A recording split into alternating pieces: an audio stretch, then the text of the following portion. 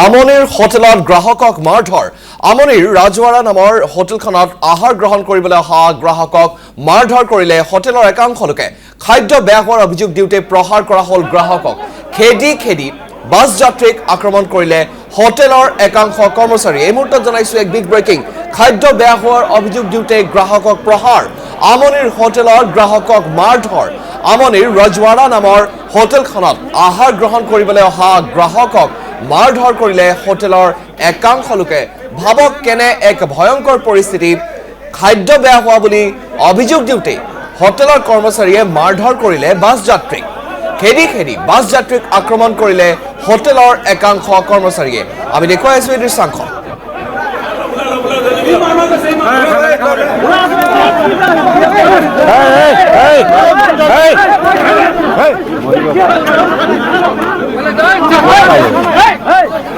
এফালে দেখুৱাইছো এই দৃশ্য আৰু আনফালে আমি দেখুৱাইছো এই মাৰধৰৰ দৃশ্য এই উৎপাত উশৃংখলতাৰ দৃশ্য ৰাজৱাৰা নামৰ এই হোটেলখনত খাদ্যৰ বেয়া হোৱাৰ অভিযোগ দিওঁতে বাছ যাত্ৰীক মাৰধৰ কৰিলে হোটেলখনৰ একাংশ কৰ্মচাৰীয়ে নিশা বাছৰ পৰা নামি ভোকে পিয়াহে এই বাছ যাত্ৰীসকল আহিছিল এই হোটেলখনলৈ কিন্তু হোটেলখনত যেতিয়া বেয়া খাদ্য তেওঁলোকক দিয়া গ'ল তেতিয়া বাছ যাত্ৰীসকলে অভিযোগ দাঙি ধৰিলে যে খাদ্য বেয়া দিছে বুলি আৰু সেই কথাতেই হোটেলখনৰ কৰ্মচাৰীয়ে এনেদৰে মাৰধৰ কৰিলে বাছ যাত্ৰীসকলক আমি দেখুৱাইছো এই দৃশ্যাংশ অতিকৈ এক ভয়ংকৰ ঘটনা এক ভয় লগা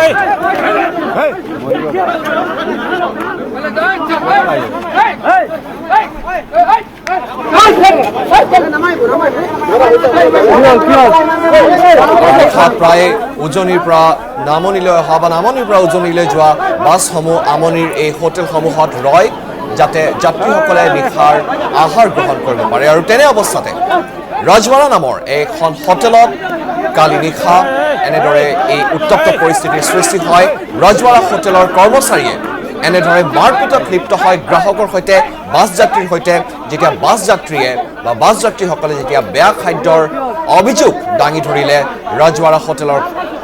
কৰ্মচাৰীৰ বিৰুদ্ধে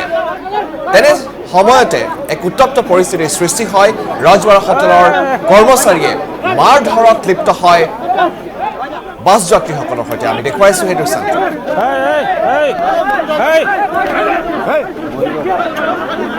আৰু এই মুহূৰ্তত আমি ফোন লাইনত সংযুক্ত হৈছো আমাৰ জ্যেষ্ঠ সাংবাদিক শ্যামেন্দ্ৰ বৈৰাগীৰ সৈতে হয় শ্যামেন্দ্ৰ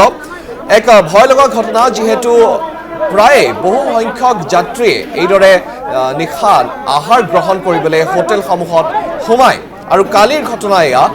আমনিৰ ৰাজৱাৰা নামৰ এখন হোটেলত সংঘটিত হৈছে এই ঘটনা য'ত বেয়া খাদ্যক লৈ অভিযোগ দাঙি ধৰোঁতেই হোটেলৰ কৰ্মচাৰীয়ে এনেদৰে মাৰপিট কৰিবলৈ আৰম্ভ কৰে শ্যামেন্দ্ৰ আমি আপোনাৰ কাষলৈ আহিছোঁ আমি সবিশেষ অধিক আপোনাৰ পৰা জানিব খুজিছোঁ এটা কথা ক'ব লাগিব যে বিভিন্ন সময়ত দেখিবলৈ পোৱা যায় যে যিসমূহ নৈশ বাছ সেই নৈশ বাছসমূহ উজনিৰ পৰা নামনি বা নামনিৰ পৰা উজনিলৈ নিশাৰ ভাগত চলাচল কৰে আৰু নিশাৰ ভাগত যেতিয়া চলাচল কৰে সচৰাচৰ এনেকুৱা এটা সময় হয় যিটো সময়ত মধ্যস্থল হিচাপে আমনি বা জখলা বন্ধা কৰে বা তেনেকুৱা বিভিন্ন ঠাই থাকে এই হোটেলসমূহত যেতিয়া নৈশ বাছসমূহ সোমাই যাত্ৰীক আহাৰ গ্ৰহণ কৰাৰ সুবিধা প্ৰদান কৰে ঠিক তেনেকুৱা সময়তে ঘটনা পোহৰলৈ আহিছে যে যাত্ৰীক মাৰপিট কৰা ঘটনা সিদিনাও যিটো ঘটনা সংঘটিত হৈছিল সেই ঘটনাটো লখিমপুৰৰ দিশৰ পৰা অহা এখন নৈশ বাছ আছিলে আৰু সেই নৈশ বাছখনে আহাৰ গ্ৰহণ কৰিবলৈ যি সামগ্ৰী আমনিস্থিত ৰাজৱাৰা নামৰ যিখন হোটেল আছে সেই হোটেলত প্ৰৱেশ কৰিছিল আৰু যাত্ৰীসকলে তাতে নামি গৈ তেওঁলোকে কিছু ৰিফ্ৰেছ হ'বৰ বাবে তাতে খাদ্য পাতি গ্ৰহণ কৰিছিলে আৰু যেতিয়া আচলতে হোটেলসমূহে কেনেকুৱা ধৰণৰ খাদ্য যোগান ধৰে গ্ৰাহকক বা কেনেধৰণে খাদ্য তেওঁলোকে যোগান ধৰি পেলাই ৰাইজক বা যাত্ৰীসকলৰ পৰা বহুদিন লুণ্ঠন কৰি আহিছে তেনে ক্ষেত্ৰত এগৰাকী সচেতন যাত্ৰী আছিল আৰু সেই সচেতন যাত্ৰীগৰাকী আচলতে গোটেই খাদ্য বেয়া পাইছিলে বেয়া পাই পেলাই তেওঁ হোটেলৰ কৰ্তৃপক্ষক অৱগত কৰাইছিল আৰু হোটেলৰ কৰ্তৃপক্ষক অৱগত কৰাওঁতেই তেওঁলোকে সেই যাত্ৰীগৰাকীৰ ওপৰত সশস্ত্ৰ হৈ প্ৰায় আনজনীয়া এটা হোটেল কৰ্তৃপক্ষৰ দলে আহি পেলাই সেই যাত্ৰীজনক বেয়াকৈ মাৰধৰ কৰিছিল আৰু সেই মাৰধৰ কৰা অৱস্থাতে সেই নৈশ বাছখনত অহা বাকীসকল যিসকল যাত্ৰী আছিল সেই যাত্ৰীসকলে দেখিছিল যে সেই ব্যক্তিজনক আচলতে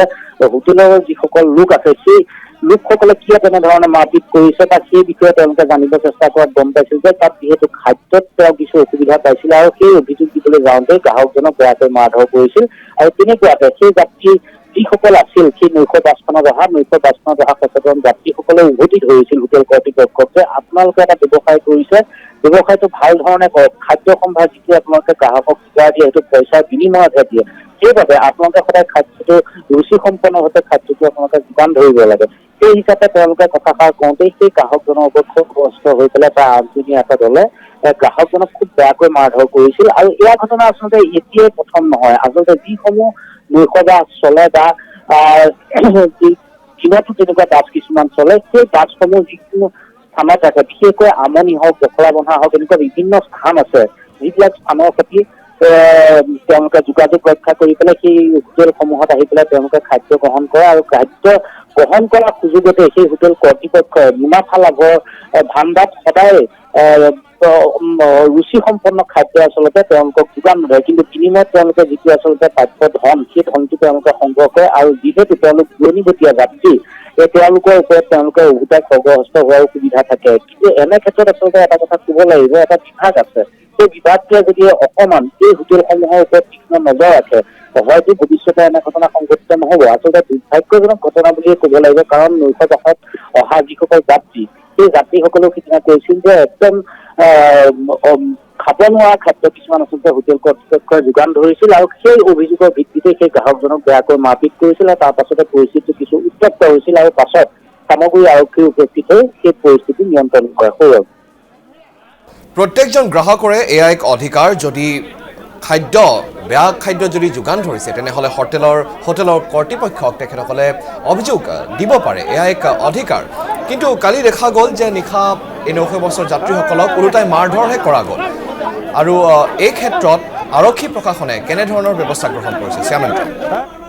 হয়, আচলতে নিশ্চিতভাৱে এই ক্ষেত্ৰত অকল আৰক্ষীয়ে নহয়, খাদ্য বিভাগ এটাও আছে, যিটো বিভাগে আচলতে কিছু সময় এইবিলাক বস্তু আচলতে চাব লাগে আৰু বিভিন্ন সময়ত আমিও অভিযোগ পাই আহিছো হোটেলৰ আচলতে যিটো ভিতৰ চোৱা যিটো কিটচেন, সেই কিটচেনটো কোনো পৰিষ্কাৰ পৰিচ্ছন্ন নহয়। আমি বিভিন্ন সময়ত আমি এইবিলাক দেখিবলৈ পাইছো বা এনেকুৱা ঘটনা সচৰাচৰ পোহৰলৈ আহি থাকে আৰু আচলতে এই ক্ষেত্ৰত আচলতে বিভাগীয় কৰ্তৃপক্ষৰ ফালৰ পৰা কিছুমান দায়িত্ব আচলতে তেওঁলোকে ল'ব লাগিব, কাৰণ যাত্ৰীবাহী যিসকল যাত্ৰী থাকে বা নৈশ বাছত আহে বা দিনৰ বাছত আহে সেইসকল লোকে আচলতে যাতে যিহেতু তেওঁলোকে টকাৰ বিনিময়ত বা পেটৰ ভোকটো পূৰাবৰ বাবে তেওঁলোকে খাদ্য হোটেলত খাব বিচাৰে বা তেওঁলোকে নিজৰ মনৰ পচন্দৰ খাদ্য এটা বিচাৰে, তেনেস্থলত যদি হোটেল কৰ্তৃপক্ষই তেওঁলোকক খানা যোগান ধৰিব নোৱাৰে আচলতে তেওঁলোকে তেনেকুৱা হোটেল খুলি বহি থকাৰ কোনো অধিকাৰেই নাই বুলি মই ক'ব বিচাৰোঁ। কাৰণ তেওঁলোকে যিহেতু বাছত অহা যাত্ৰীসকলক খাদ্য ভালকৈ যোগান ধৰিব নোৱাৰে আৰু তাৰেও যদি অভিযোগ দিলে গ্ৰাহকৰ ওপৰত খৰ্গহস্ত হৈ পেলাই মাৰধৰত লিপ্ত হয়, এয়া আচলতে নিন্দনীয় ঘটনা বুলি ক'ব লাগিব। আৰু এনে ক্ষেত্ৰত পুলিচ প্ৰশাসনে হওক বা বিভাগীয় যি কৰ্তৃপক্ষ আছে এইবিলাকে আচলতে তীক্ষ্ণ নজৰ ৰখাটো অতিকৈ প্ৰয়োজন হৈ পৰিছে বুলি ভাবোঁ।